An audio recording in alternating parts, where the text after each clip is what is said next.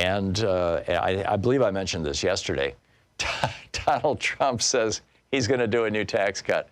This is a bribe, right? He's basically saying to the billionaires who own the Republican Party, the Republican Party in the 1980s, because the Supreme Court had legalized it in the mid-1970s, the Republican Party basically put themselves up for sale to the highest bidder. And they were purchased by billionaires like the Koch brothers and the Bradley Foundation and the Joe Coors and others. Richard Mellon Scaife and his buddies. I mean, this is back in the 80s.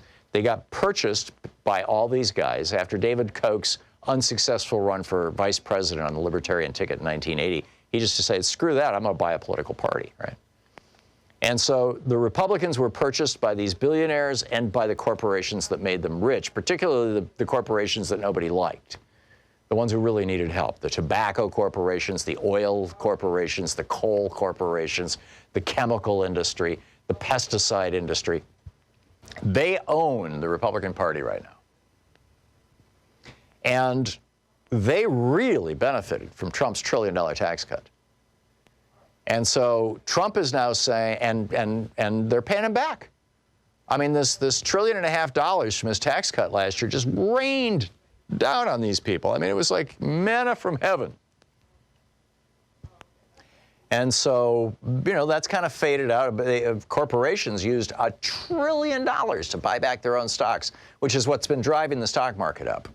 It's not going up because businesses are developing new products or expanding their product line or anything like that. Stock market's going up because companies are buying back their own stock. Over $1 trillion worth of stock buybacks in the last 2 years. But that's slowed down dramatically now because the tax cut is, wearing off, as it were, for big corporations. I mean, it's still there for billionaires. So now Trump is asking the Republican Party to come up with a new tax cut.